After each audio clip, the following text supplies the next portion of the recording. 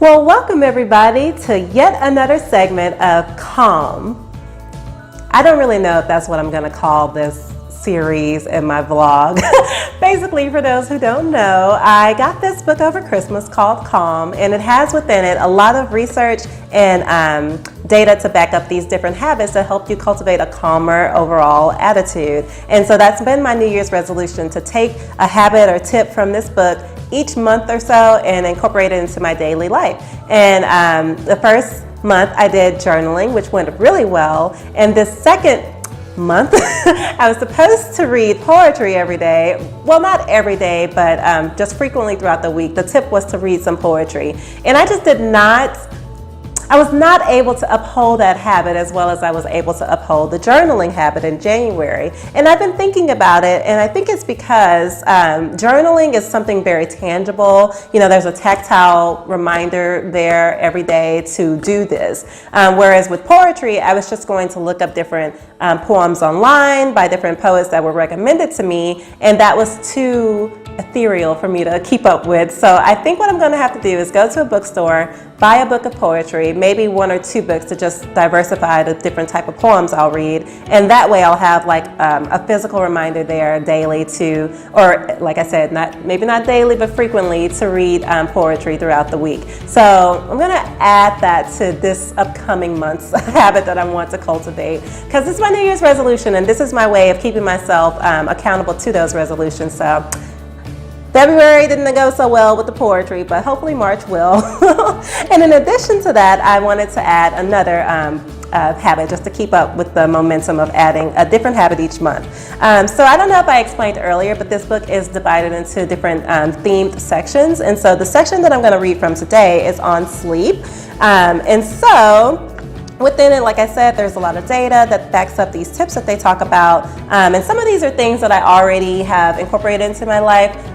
So I just wanted to choose 3 things from this list of 5. They call it rules of a sound sleep. I'm only going to do 3 because we saw how poetry went last year. Or last month. I don't want to overexert myself. I want to just make sure that little by little I'm incorporating these habits into my daily life. It's like a lifelong thing. You don't want to do it all at once. So this first tip here, let me put on my glasses. All right. It says to implement a tech curfew. The light radiating from television, smartphone, and computer screens has been found to interfere with the body's circadian rhythm. A study by researchers at Harvard Medical School found that particular frequencies of light disrupted production of the sleep-inducing hormone melatonin. Turn off devices and TVs at least an hour before you plan to go to sleep. Read a book, and if you use an ebook reader, download the blue light filter app for it. So, as I said, a lot of these things are things that I've heard before. I know you've probably heard before.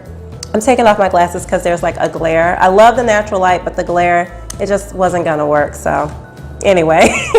As I was saying, a lot of these things are tips that we've heard of before and may have already incorporated into our lives, but the thing that I want to do differently is that curfew. I just think it's kind of a different way for me to think about turning off my devices before I go to sleep. And I like that they said do it an hour before you plan to go to sleep, because we all probably go to sleep at different times of the day, given if it's during the week or during the weekend, if you have different things scheduled. Like our time of sleep isn't always consistent, so it's nice to give yourself the flexibility to just make sure you do it an hour before you plan on going to sleep. So that's a new way I'll think about it, because I think in the past with sleep, I've tried to be a little bit more regimented, and it just doesn't work.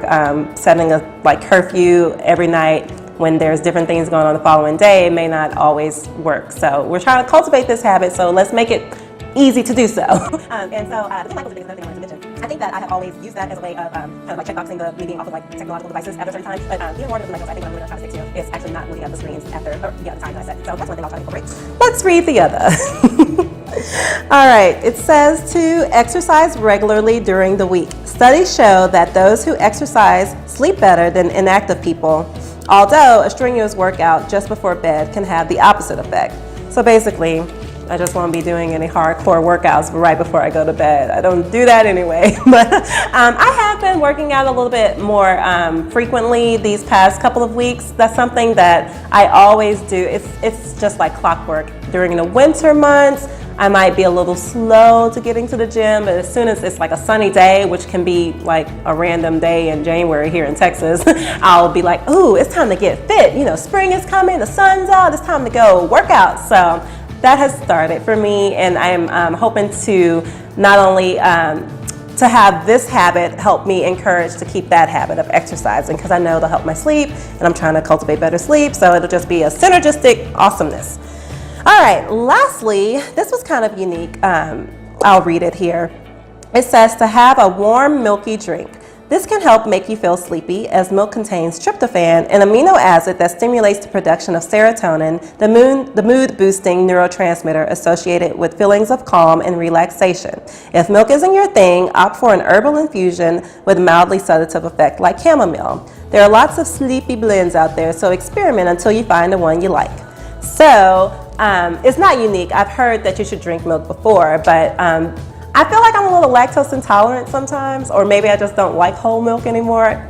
That's another video, but given the flexibility to do something outside of that, I like that they put that in here. So it's like a little bit of something for everybody. I have in the past drank chamomile tea with almond milk and a little bit of honey infused in there. And it was just really, it's very, I don't want to say sedating because that sounds like not the mood we're going for. It was very calming, and so I think I'll try to do that a little bit more frequently. I've only done it like once or twice before. So in the spirit of getting better sleep, I'm gonna incorporate that a little bit more frequently throughout the week, drinking something like chamomile tea with almond milk. So those are the 3 new habits that will help me cultivate better sleep. And then of course, I'm gonna continue to try and journal daily, and also incorporate the poetry with buying a book of poetry. So thank you so much for joining in on this journey with me. It's really helpful to have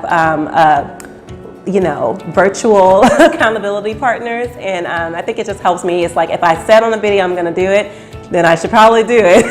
So it's been really encouraging and a really fun way of approaching this New Year's resolution. So until next time.